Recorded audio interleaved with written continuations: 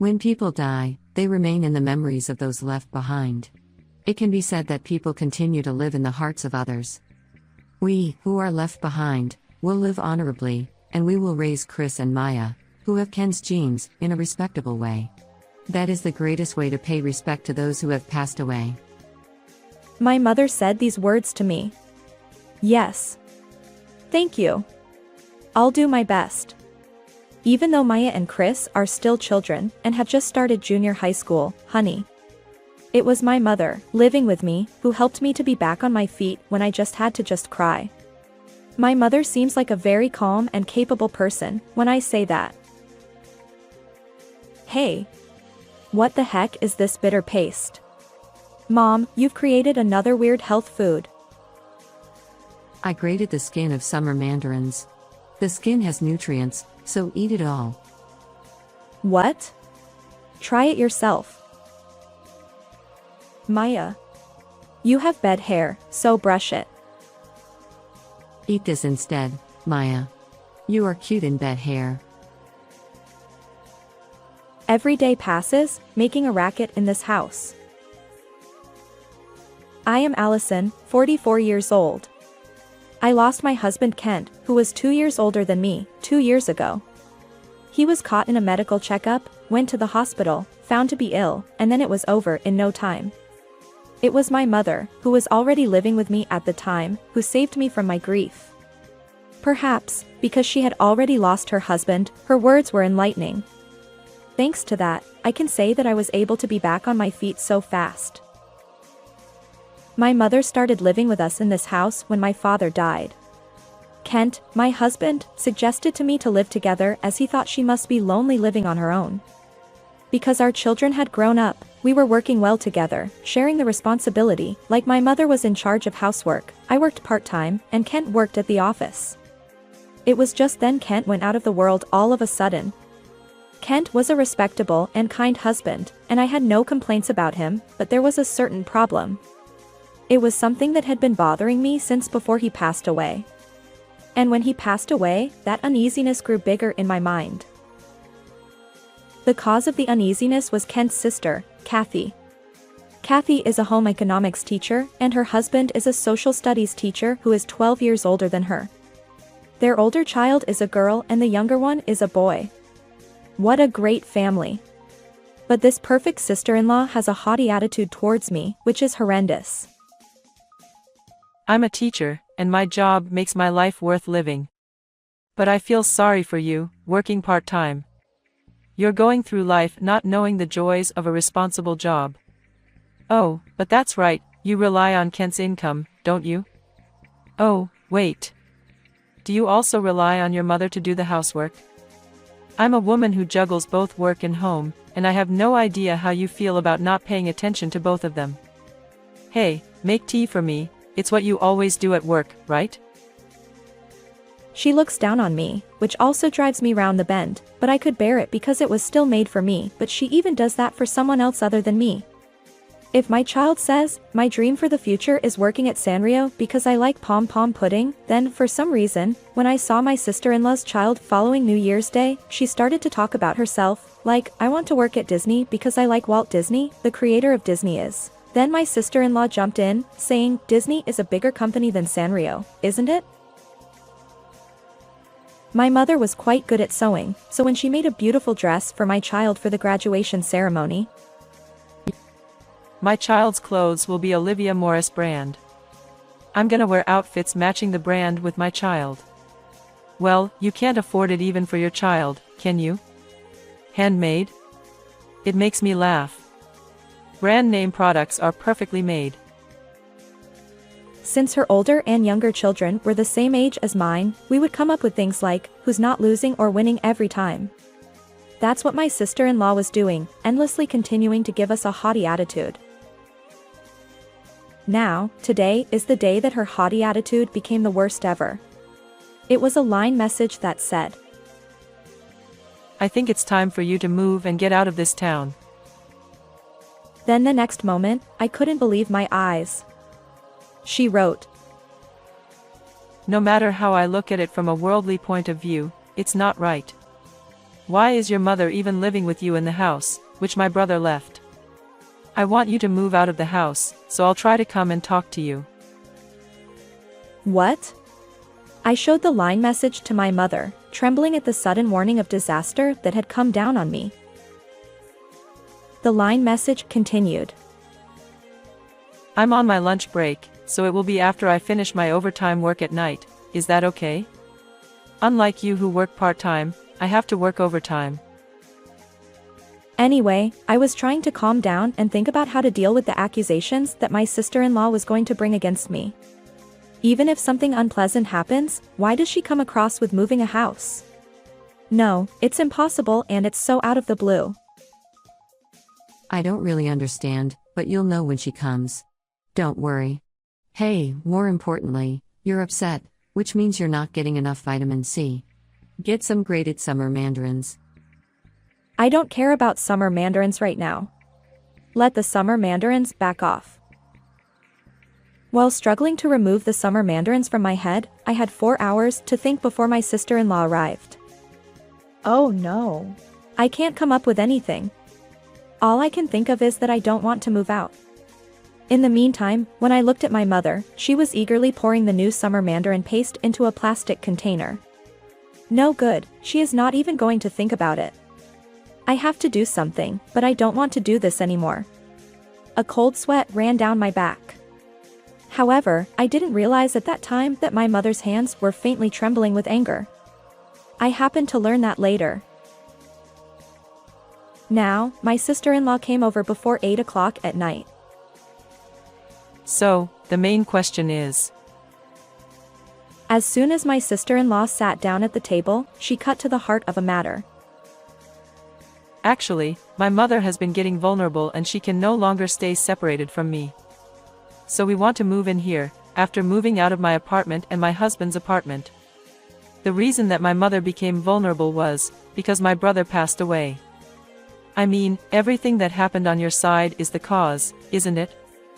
My mother gave birth to my brother, who created this legacy and then passed away. So it's humanly rational to give the house to my mother, no matter what the law says, isn't it? It doesn't make sense, does it? It's strange that you're living in the house my brother left, but it's even stranger that your mother also lives here. I'm talking about common sense. What? If your own mother is going to join the family, shouldn't you be looking for a new place to live? Besides, is it our fault that your mother got vulnerable? Is it against common sense to live in my husband's house? What a great logic. When I was stunned by such a crazy theory, I couldn't even think of words to speak back to her, and I heard the voice. What a crazy logic. When I turned around, I saw my mother standing firm with her arms crossed. She had heaps of summer mandarin paste overflowing from her bowl. And she put the bowl of the piled up summer mandarin paste between my sister-in-law and me on the table with a bang. If you have a screw loose like that, I hate to say it to my daughter's sister-in-law, though, don't you think you're not getting enough vitamin C? When my mother said that, she stabbed the spoon into the pile. The piled up summer mandarin paste unpiled and fell on the table in a sticky mess. My sister-in-law let out a small yelp as my mother hit the roof. The extraordinary atmosphere automatically made me stop my mother. Mom. But she didn't stop what she had to say. I've been thinking of telling you for a while. You're always saying nasty things to my daughter. Also, what the heck is the line message you sent today? You made my blood boil. Mom. What is so special about the teacher? It was your brother who fell in love with my daughter and proposed to marry her in the first place. Mom. Also, you keep harping on about working part-time. Then why don't you tell your brother in person, not my daughter, in front of his grave, that he doesn't know what to look for in people? Mom. You shut up for a minute. I have something to say. As soon as I said Mom, which was intermittently followed by the words coming from my mother, she cut it off completely. My agitated mother didn't stop talking. Your mother gets sick from the mental stress of losing her son. I understand that and sympathize with her. I was sad, too, when my husband passed away. But are you saying, that's why you're asking my daughter to leave the house where she has memories? If my existence is a reason to kick her out, then I will leave here and live in your house. That way you'll have two people, one of them is even the mother of your brother's wife. You even look after others as well as looking after students at work. You can show off even more and get people's attention at work, can't you? Well, my neighbor, Marie, doesn't seem to be getting on with her daughter-in-law, so I'll invite her to come and live at your place with me. Who the hell is Marie? Both my sister-in-law and I froze at the name of a stranger that suddenly popped out at us. And you are such a narcissist, aren't you? I think you just pretended to be passionate about your work, and didn't look after your family. In fact, if you look at your daughter's academic report this time, you'll see. Her attendance is extremely low. You don't know that because you leave for work before your kids go to school. Your older daughter hasn't been to either school, or to private tuition, of course. I saw her coming out of the game parlor in the shopping center.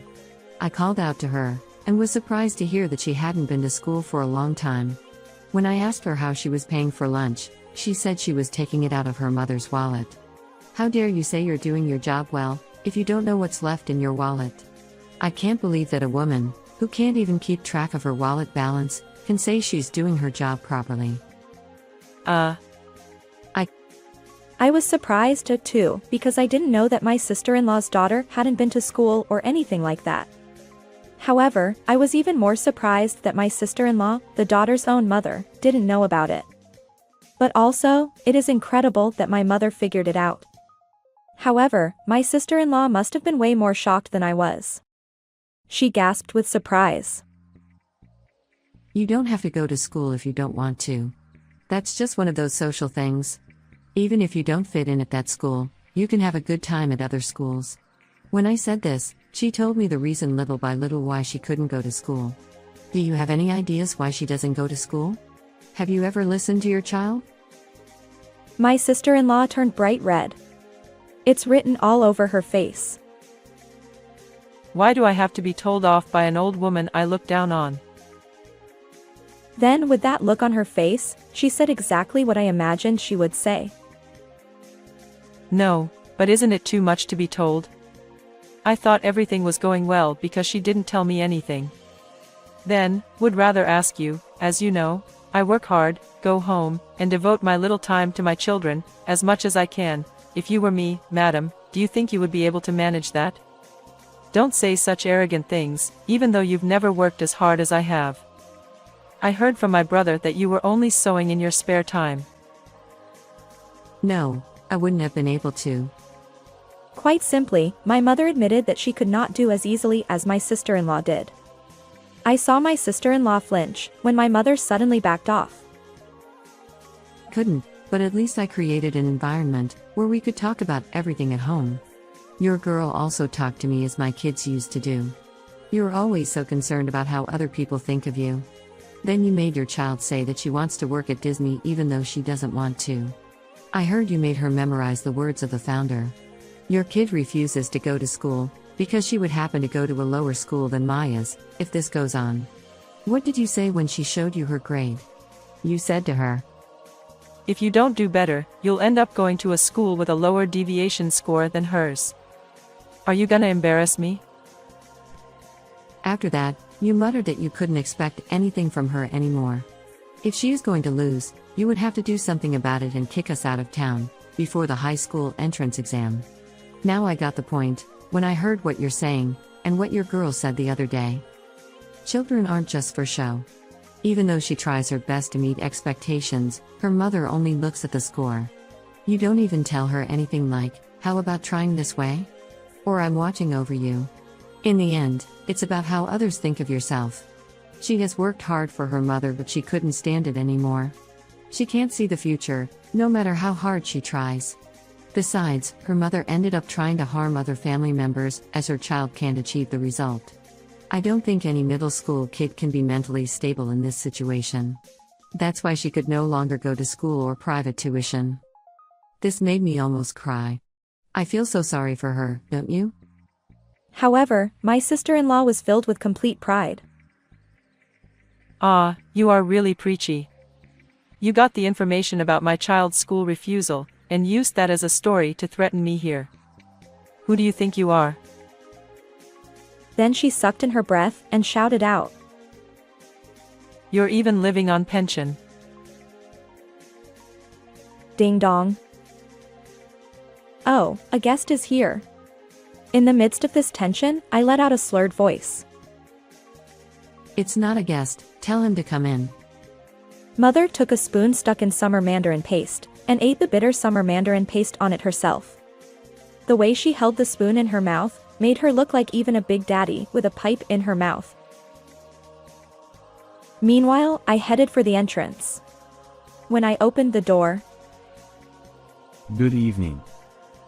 the person standing at the entrance was my sister-in-law's husband. He was about 12 years older than my sister-in-law, so his hair is thinning out. I was called in by your mother. May I come in? Yes. Without understanding what the situation was, I told him to make his way to the living room. I'm sorry, I borrowed the phone book without permission, and made a call. Because you were groaning about what to do for 4 hours before this woman came. She said that. I don't care about the phone book at this point. Now, My mother offered him to sit in the chair next to her, and she waited for him to sit down before starting again. Then, she said this to my sister-in-law. can you say those words again that you just said to me? She was stumped for words. Shall I say it for you then? Will you listen to me? Your wife said to me, you were even living on pension. He opened his mouth wide. Of course he would. He was called in here out of the blue and was only told that phrase. There is no way that he would have understood what she meant. So, I had to explain it to him. It all started with the question of why my mother was living here in this house that her brother left. Then she yelled at us to leave, because it wasn't right for her that we were living here, and she wanted to live here with her mother to look after her. Also, she looked down on me, as I work part-time. Also, their child ended up refusing to go to school, as she just treated her own child as a means of showing off. When she could see that her child was unlikely to achieve the results she wanted, she started plotting to get rid of us, which led to the current move-out drama. I just briefly told him what happened. He nodded and listened to me. After hearing all the circumstances, he said, Kathy, first of all, you said you wanted to move. I didn't think you were talking about this house. Why didn't you tell me about it? I don't understand that. Actually, I think it's crazy to kick them out of this house and live here. Secondly, what I want to say as a social studies teacher is, Then the tone of his voice became harsher. living on a pension is a legitimate right of taxpayers. Using it as a derogatory term for living on a pension is absolutely unacceptable. He continued. You do have a job, you are a teacher, and you are a mother. How many people have you sacrificed, and how many people have you disrespected for the sake of that kind of pride? You looked down on your sister-in-law, who works part-time, while you were saying you do have a job. Our daughter got cornered and couldn't go to school. Our rooms are so messy, aren't they? Because you don't do housework. But I've always thought that I was the one who decided to get married, and that it was my responsibility. But that's over now. You've shown off too much. He then bowed to us for the last time. This is my last duty as a husband. I apologize on behalf of my wife. I'm very sorry, and thank you for letting me know about our daughter. I heard my sister-in-law sobbing. Finally, my mother spoke to her. You called me a pensioner, didn't you? The clothes you're wearing now must be the Olivia Morris brand. I'm the one who sewed the clothes for that brand. My mother said she used to work for a major clothing company, but I didn't realize it was Olivia Morris. I never knew that. I wondered if the clothes, which my sister-in-law mentioned that the brand name products were perfectly made, were made by my mother. No wonder the clothes my mother made for us were all beautiful and did last a long time. After that, my sister-in-law and her husband got divorced. He took custody of their 2 children. They moved out, but it was such a rural area. Everyone at her work did see her true color, that she was full of pride. Also, she ended up quitting a job as a teacher, because she couldn't stand the situation. On the other hand, I've been spending every day with my scrappy mother, and 2 cheeky daughters. Hey, Mom, what now? Bitter melon paste. No way. Thank you every day, Mom. Be our hero forever.